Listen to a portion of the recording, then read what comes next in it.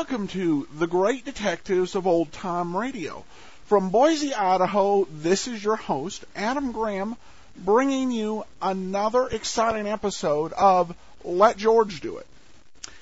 Before we get into today's show, I wanted to let you know, I said something wasn't quite accurate. I said there were about 3 episodes in the 1947 season because I saw 3 episodes on one of the sites I really use, and it's great because the author, somebody who's been, was one of the people who founded Speedervac, Jerry Handages. I reviewed his log, and there were 3 episodes showing. However, the ones who really been doing the certification of the shows and figuring out what episodes out there, the Old Time Radio Researchers Group, they only had 1 episode, so I was trying to figure out if there was some lost episodes. However, there were those 2 episode titles listed for the 1947 season are actually titled from episodes later in the season. Now, generally, when you see that on an episode log, that means one of 2 things. First, it can mean that the script was used twice, and that's completely believable, because radio shows did that. We do commercials now; they reuse scripts. Or it can also be a situation where there's been some mislabeling, and a show has been designated as 1947, but it's really a 50-51 episode. So that's what happened to that. So we are going to listen to the one and only surviving show of the 1947 season. It's called 42 on a Rope. Before we get started, though, I do want to ever so briefly let you know about the importance of finding the right web host for your website. When you put up a web page, the goal is to be able to have it viewed by the world. Well, you can't do that if you don't have reliability.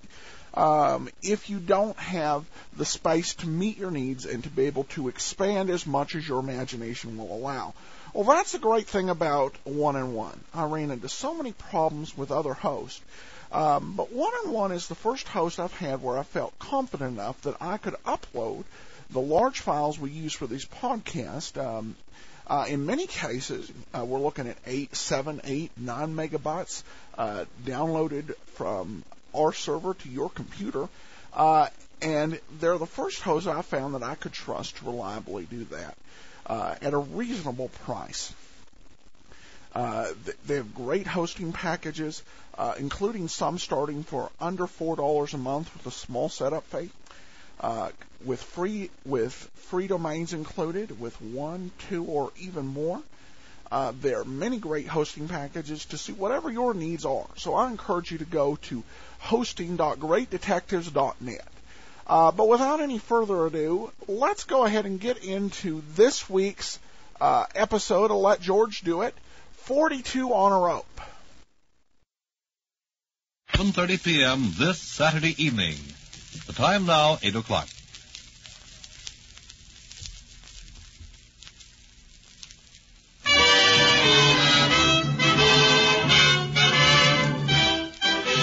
Makers of Chevron Supreme Gasoline and RPM Compounded Motor Oil invite you to Let George Do It.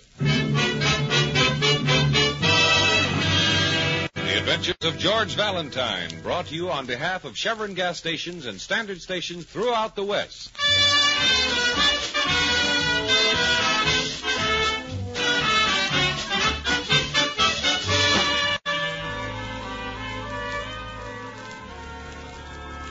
Tonight's adventure begins as George, feeling very safe after making a special trip downtown to pay the premium on his accident policy, walks briskly down an isolated street to where he has parked his car.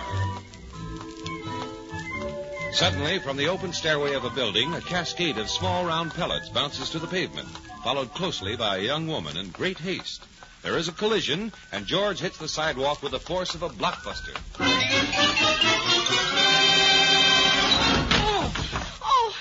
Are you hurt? Oh, you don't have an extra sacroiliac on you. Can you get up? I think so. Well, then, do you mind? I mind what? Getting up off the pavement. Well, if I'm in your way, couldn't I just slide over? You're lying on my pearls. Pearls? Oh, good. I thought those lumps were misplaced vertebrae. No. There you are. Oh, thank you. Now, let me see. That makes 32, 33, 4. Yeah, here's a few in the gutter. Oh, good.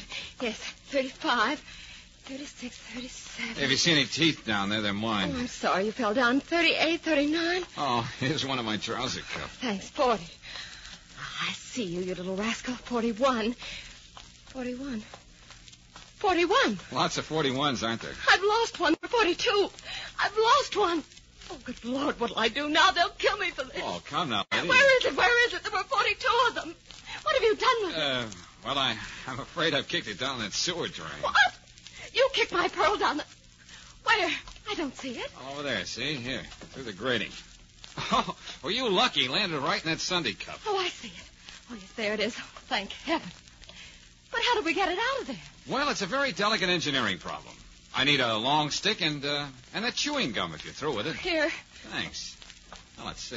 Oh, that's lucky. Here's a stick. That's might do it. Uh-huh. Can you reach it? No, not long enough. You know, that's quite a drop down there. Oh, good Lord, if anything happens to that pearl... Well, I hate to do this, but... Are you going down there? Huh? Here, hold my coat, will you, lady? All right. There's a ladder in here. Don't fall down and hurt the pearl. Oh, thanks a lot. I'll be careful. Uh-huh. Got it. Oh, give it to me, quickly. All right. Catch. Oh, nice one. thanks. Hey, wait a minute. What are you doing Thanks with that a lot, ladder? Hanson. You've been very helpful. Hey, what is this? Put that ladder back. The least we can do is leave things like we find them. Hey, come back here. You, what's the matter with you? Don't worry, lover. A heavy rain ought to float you right up to the top. Sorry, I just can't stand saying goodbye or answering questions. Well, I'll be... Hey! Help!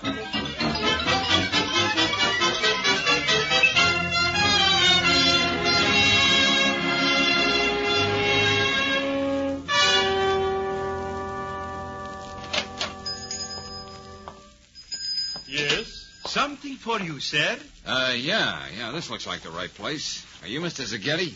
To be precise, Bela Zaghetti. I am he. Oh, Mr. Zaghetti, I can see by the layout here you're a jeweler. Now, I wonder if... To be precise, I am not a jeweler. I manufacture artificial gems.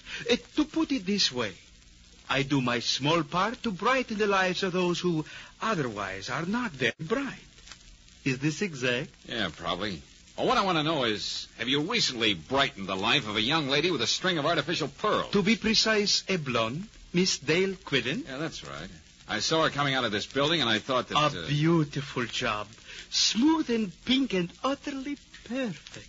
Yeah, she was. To correct myself, I refer to the string of matched imitation pearls. Pink ones. 42 on a rope. She was pretty particular about the specifications. Oh, yes. They were a duplication of... But if I may ask you a question? Sure, of course. To put the question in this way, why do you ask this question? Well, I admired her set. I was interested in buying it, but she wouldn't sell. I wondered if you could arrange for me to have a duplicate set. Oh, it would take many months. How much would it cost? To be precise, $300. Well, that's a little too precise. She told me you made hers for $200. But no, it was the same. The price is not different. Oh, well, maybe I misunderstood. But I'd like to check. Not that I distrust you. But no, you. there is no doubt. I am an honorable man. Please, verify this. Yeah, I'll do that, if you'd like to give me her address. But, of course, I have a record of my sales. You will find out. That's all I want, Mr. Zaghetti. I just want to find out.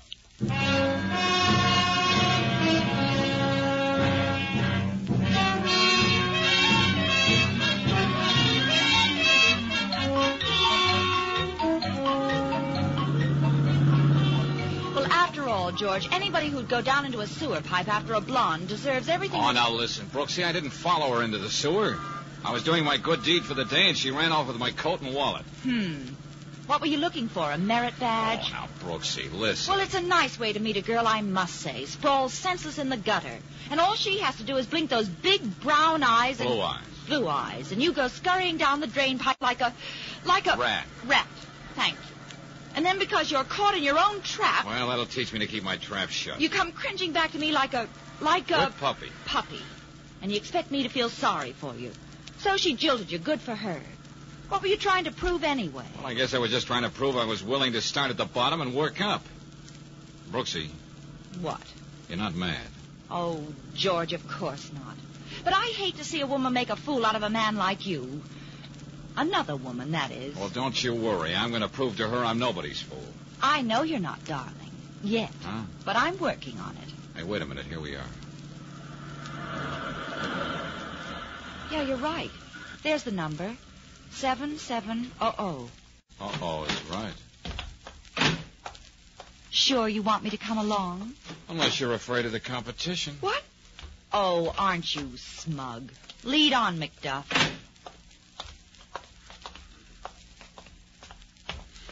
Yeah, here's her name on the box. Miss Dale Quillen. I'd like to give her a piece of my mind. Now, Brooksy, let me do the talking. Yeah? Miss Dale Quillen? You're kidding? I mean, she means, is Dale Quillen at home? You're kidding? Is he kidding? Well, someone is. Hey, did you get a look at that house? What, through that solid wall of muscle? Well, the place is a wreck. Furniture turned over, paper scattered on the floor. Poor housekeeper as well as a crook. What are you going to do? What is this, a gag? We've decided to wait. What are you, a mad character or something? Blow. Oh, come off it now, handsome. Anybody can see you've got a heart as big as all outdoors. Yeah? Then stay outdoors. Hey, character, get your foot out of the door, I'll chop it off. You know, you could be a lot of company for us while we're waiting. Yes, sir. A lot of company. Yeah? Give me your address and I'll drop you a postcard. If you want it any clearer, I'll step outside. Come on, I dare Hey, you. take it easy, Claire. I warned you, joker. Let it go, Nubbin. You're too quick with the fish. We're all friends now. Yeah, that's a great little equalizer you got there. It is small but persuasive. Bring him in, Nubbin. I think we have interest in common. Come on, you. In one piece, Nubbin. Perhaps you can take him apart later. Inside, kidder. Easy. Yes, Nubbin is just a big, playful child. He loves to take things apart, but he has never quite learned how to put them together again. Now, shall we talk?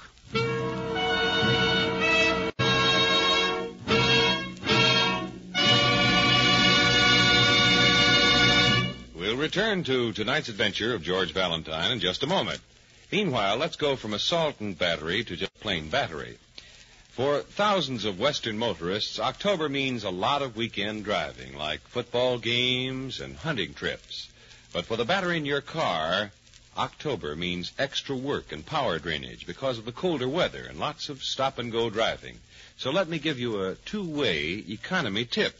First, depend on the men at your standard station or independent Chevron gas station for periodic battery checkups. They have all the equipment and know-how for keeping up your battery's maximum power and for giving it longer life. Second, when you fill up your tank, ask for Chevron Supreme gasoline. Tailor-made for each different climate and altitude zone, high-octane Chevron Supreme assures instant starts, eliminates grinding on the starter, and drain on the battery. So for definite battery economy in colder weather, just remember regular battery checkups at any Chevron gas station or standard station and Chevron Supreme gasoline.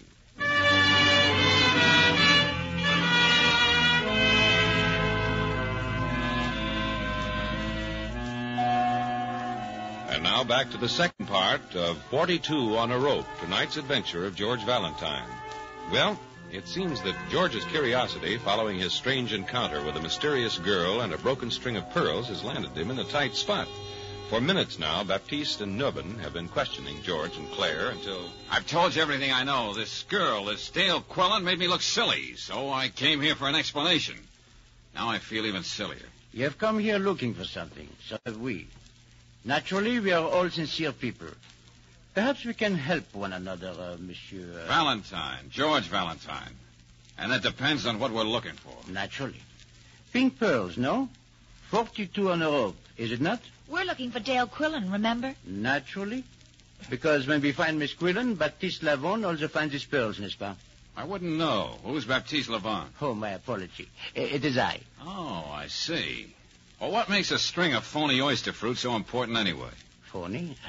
I do not know this phony. Ringers, fakes, dupes. Artificial, counterfeit, paste. Ah, the replicas. You refer to this fraudulent string, huh? Huh? Yeah, that's it. Where'd you get them? They were left by Miss Quillen at the check room of the Union Station. She sent me the claim check. At the same time, no doubt, boarding a train for some distant city. Why would she do that? Because they are worthless. Good imitations, no more. Value perhaps $300.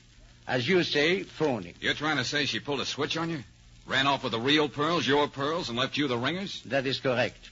As always, Baptiste Lavon was sincere. I trusted her with 42 exquisite gems. Gems collected by no other than Louis XIV to give to his Antoinette. Tell me, Lavon, where did you get hold of Marie Antoinette's choker? Spoils of war, Monsieur Valentine.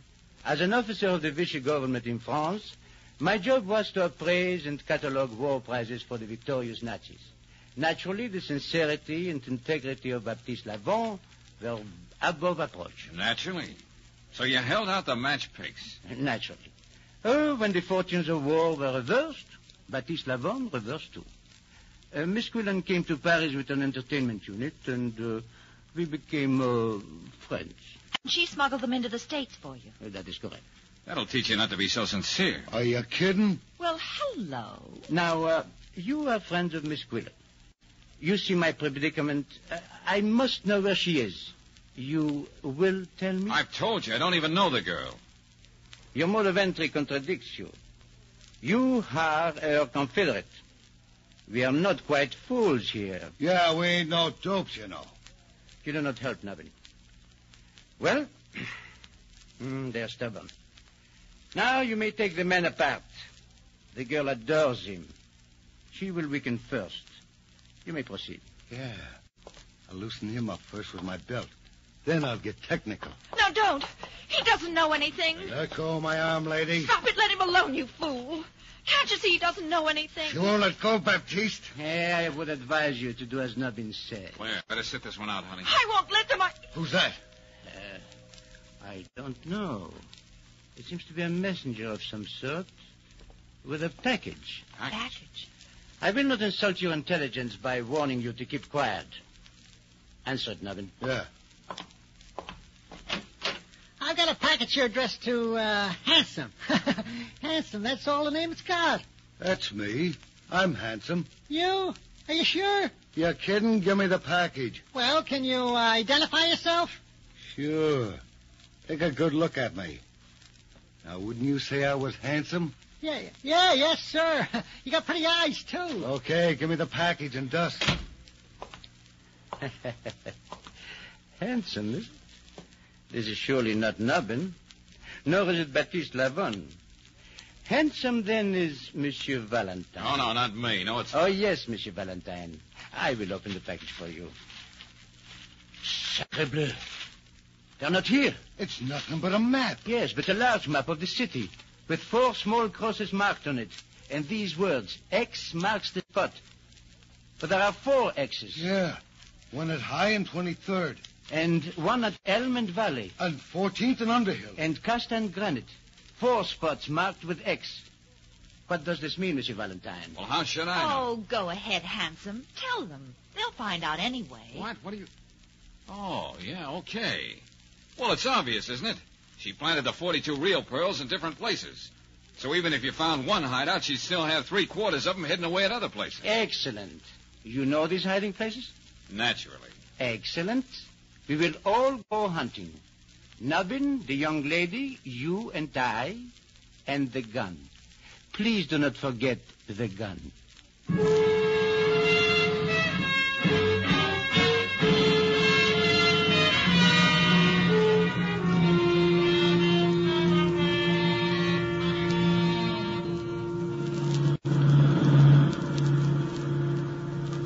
Well, here's the first stop, Costa and Granite. Where am I going to park? Pull up to the curb, Nabin, let us out.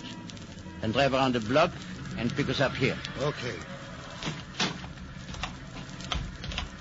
Now, where is it? Quickly.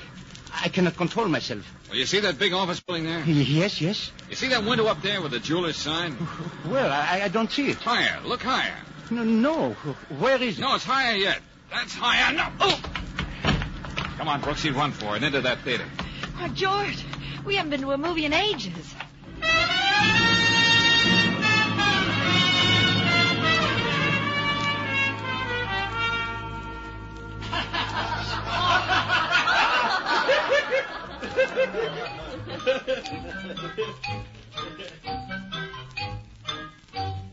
Oh, it's a cartoon.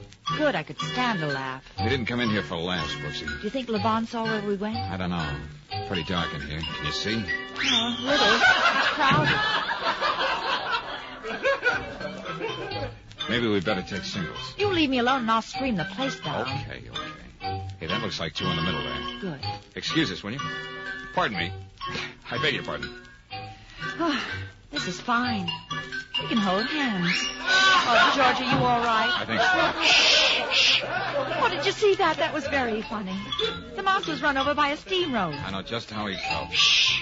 What's it all about, George? What did those 4 X's on the map really mean? I don't know, but I'm working on it.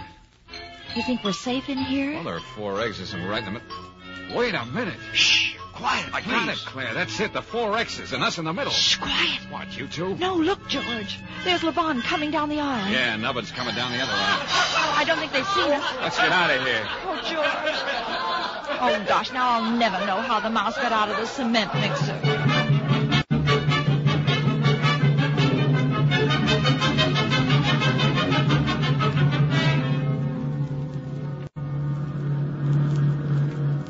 Is anybody following us now, George? No, I think we've shaken them. Driver? Yes, sir. Got a map of the city? Yeah, here you are. Good, thanks.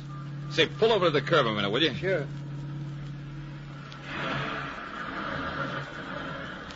What is it, George? I only hope Levon doesn't figure it out as fast as I did.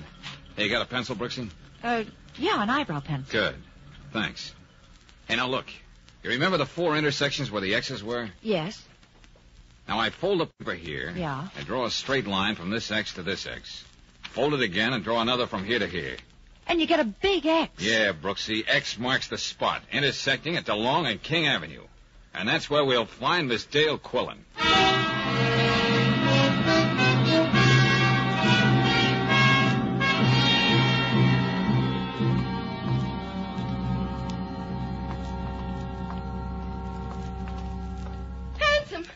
Oh, it's you. You made it. Hello. And you did mean me. Of course. Who else? I don't believe we've met before. I'm Claire Brooks, George's fiancée. Secretary. Oh, it's practically the same thing. Looking at you, I guess it would be. How'd you know I was in your house? And how'd you know I'd get your message? I knew Baptiste and Nubbin were inside. I was watching from the vacant house across the street. I saw them take you in and knew they'd make it tough for you. What made you think I'd catch that X marks the spot routine? Well, you'd gotten that far with a lot less to go on. Also, I found your business card in your wallet. You're George Valentine, aren't you? Well, perhaps I should introduce you two. I figured you'd know the score because you're a professional troubleshooter. And, brother, have I got trouble. Well, if you can be of any Now, help. wait a minute. Remember the sewer, George. Oh, I'm awfully sorry about that. I was panicky. It won't happen again. Darn white of you. Come on, let's get away from here. First of all, suppose you tell us what you did with Marie Antoinette's necklace. After you. I haven't got it. I don't know where it is. Oh, well, that helps a lot. Take off, driver, anywhere but here. Now, wait a minute. Let me get this. All we know is that you smuggled the pearls into the States. Now you tell us you don't know where they are. Take it from there. I know I had them. Levon concealed the pearls in a bottle of wine. I saw him do it. They were stuck to the bottom of the bottle with wax so they wouldn't rattle. Then he filled the bottle and sealed the top. I paid customs duty on the wine and got them through. Very smooth. Go on. Well, when I got here, the seal was still unbroken. But, well, you won't believe this, but when I opened the bottle, the pearls were gone. Somewhere in the middle of the Atlantic, somebody had made a switch. You're telling me the pearls were hijacked from you? It's true, I swear it. But do you think Levon would believe that? He'd say I double-crossed him. Men are so skeptical. Do you believe me? Well... Say you do. Say you'll help me. All right, I do, and I'll help you. Oh, swell. Now, all we've got to do is find the person who stole the pearls from the girl who smuggled them in for the boy who stole them in the first place.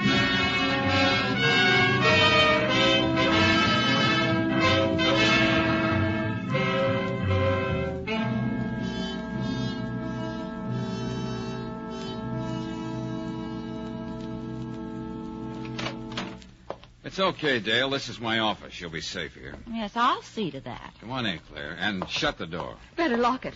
Should I swallow the key? Why did we have to stop at the library? Why did you have to take out a book at a time like this? Well, I'll tell you, and listen carefully. Lavon's desperate. We've got to have some answers ready for him before he catches up with us. Well, I have a feeling he's close by. You don't know him like I do. He's closing in on me. I know he is. Look, Dale, look. Keep calm. He's not in the filing cabinet or under the desk. Hey, Brooksy, open the closet door and show Dale he's not in there pointing a gun at her head. Okay. I have a surprise for you. He is. Huh? Keep your hands away from that desk, Monsieur Valentine. Back up, please, both of you. Miss Quillen, remain where you are. Oh, no. No, I knew it. Face the wall, both of you. Your hands high. Higher. Nubbin? Yeah, Baptiste? Keep them covered. If either one makes a move to interfere, squeeze the trigger twice. I'll do that thing. And that's no gag, Joker. And now, we come to you, Sherry. At long last, eh? Baptiste, listen. You've got to listen. You've got to give me a break. You made a fool of Baptiste Lavon once. For that alone, I hate you. Should you do it twice, I would hate myself. No, Sherry. Your luck has run out. I didn't double-cross you, Baptiste. I swear I didn't. No? What do you call these? Pearls? You rotten little cheat. No, listen. I had them made, but give me a chance. I can explain. No, Sherry, they're phonies. Phony like yourself. Baptiste, the pearls, they were gone when I opened the bottle. Somebody took them. You've got to believe me. You carry the light to the end, eh, Sherry? Oh. Your last chance, my darling. Where are the pearls? I don't know. Don't move. Stay just as you are. I want to remember you like this forever. Bonsoir, Sherry. Lavon, Quiet, Joker. I know where the pearls are. I said quiet. Wait. What was that, Monsieur Valentine? Call off your dog, Lavon. I'm ready to talk. Don't listen, Baptiste. He's a kidder. You can talk, Monsieur Valentine, from where you are. All right. Your story about Marie Antoinette's necklace got me interested in famous jewels. I've been to the library and picked up a book. That's it on my desk there, the red one. Now go on, open it. To the page I have marked. If this Wait, is a Nubbin. gag... The book, yes. Jewels of History. Go on, read it. Read what it says. I am reading. What is it, George? It's Dale's life insurance, Claire. Uh-huh. I have read it. Well, Well, I guess you win, Valentine. Can we put our hands down now, Lavon? Of course. Let them alone, Nubbin. You have very nearly made a tragic mistake. I thank you, Monsieur Valentine. Baptiste Lavon thanks you. I don't get this, Baptiste. Come, Nubbin. We've worn out our welcome. Monsieur Valentine, we will trouble you no more. You will never see us again. Bonsoir, chérie. Now I will remember you always as you were in Paris.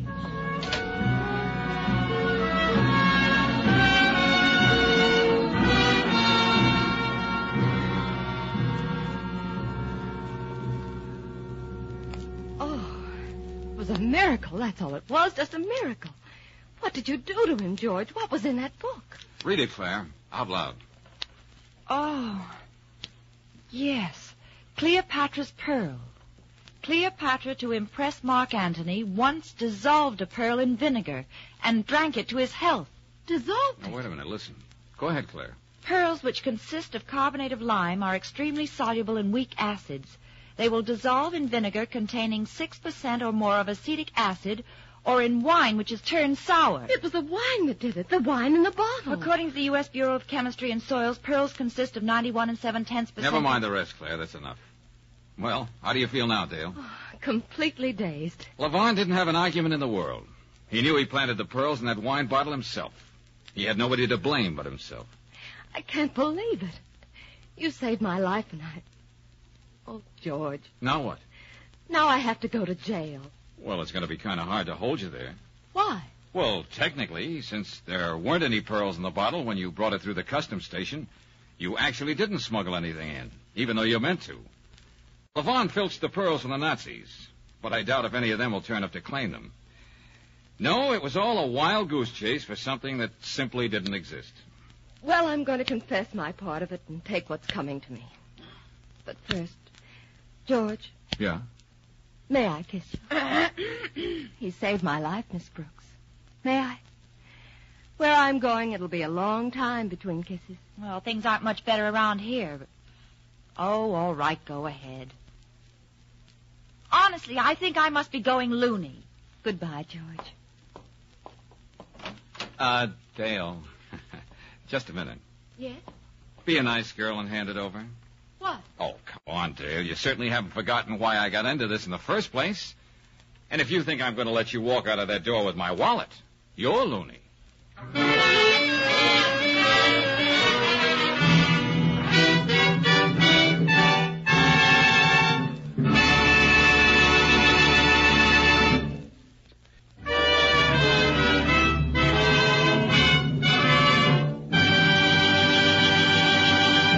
Next week, when you tune our way for The Joke Was on the Killer, another adventure of George Valentine, you'll hear George sing. Some joke, I'd say. Brooksy, see what's happened to Mrs. Ralston, will you? Well, sure, George. Glenn, he made me go through with this farce and shoot those blanks. Well, he's not going to do anything like that to you again, Agnes. Wait a minute. Listen, everybody. This man is dead. We've had enough of this vicious nonsense. You're part of this, too. This act, Valentine. Now I know it. And you, get up. Oh, leave him alone. Come and help me with Mrs. Ralston, George. Now stop this, all of you. What do I have to do to make myself clear? This started out as a joke, but it's no longer funny. This man is completely, hopelessly dead.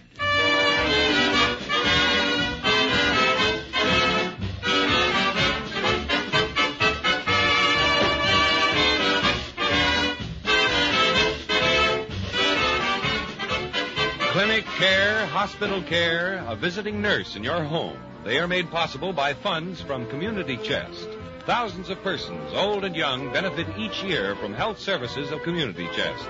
So give generously this October for your community's health and welfare. Chevron gas stations and standard stations throughout the West invite you to be with us again next week for The Joke Was on the Killer, another adventure of George Valentine, brought to you by the makers of Chevron Supreme Gasoline and RPM Compounded Motor Oil. Let George Do It stars Robert Bailey as George with Frances Robinson as Claire. Tonight's story was written by Doug Hayes and directed by Don Clark. Also heard in the cast were George Sorrell, Jim Nusser, Betty Moran, Jack Crucian, Victor Rodman, and Dick Ryan. The music is composed and conducted by Eddie Dunstetter. Your announcer, John Heaston. Listen again next week, same time, same station, to Let George Do It.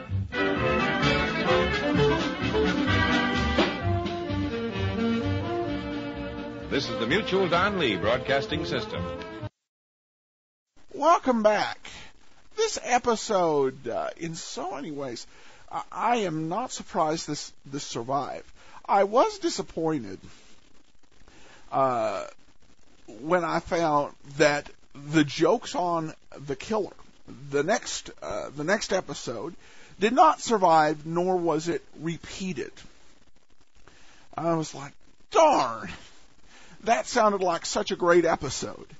But it's kind of an interesting feature. It's not something that I hear on every show, where they will go ahead and tease you with next week's episode. But unfortunately, what exactly it's about will remain a mystery, unless somebody's got it out there. If you do, please contact the appropriate old-time radio authorities.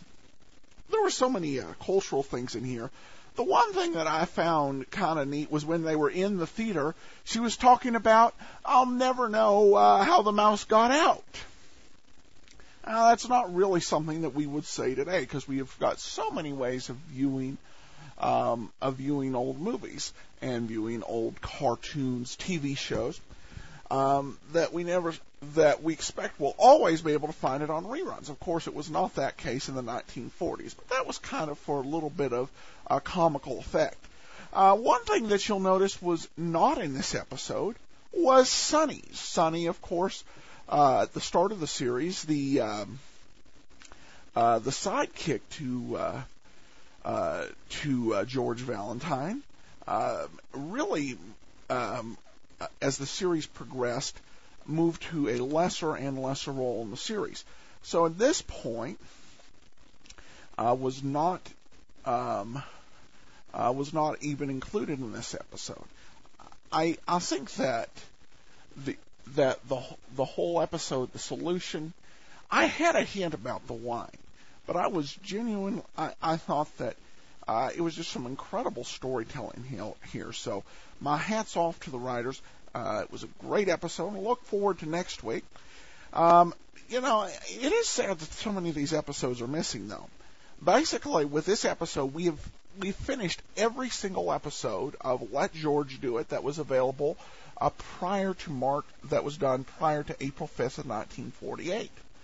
And of those first 76 episodes, only 4 are in existence. That's part of the big reason, when you add up the stats for the show, that there are actually more missing episodes than there are episodes in the collection. The good news is that once you get to the 1948 episodes, you've got a lot of consistency with only a few missing episodes all the way up till 1952. So, all right, well, that's going to wrap up this episode of The Great Detectives of Old Time Radio. Got any comments? Send it to box13@greatdetectives.net. Check out our site, greatdetectives.net, and please go ahead and cast your vote for the show at podcastalley.com. Your support is greatly appreciated. From Boise, Idaho, this is your host, Adam Graham, signing off. Good night, everybody.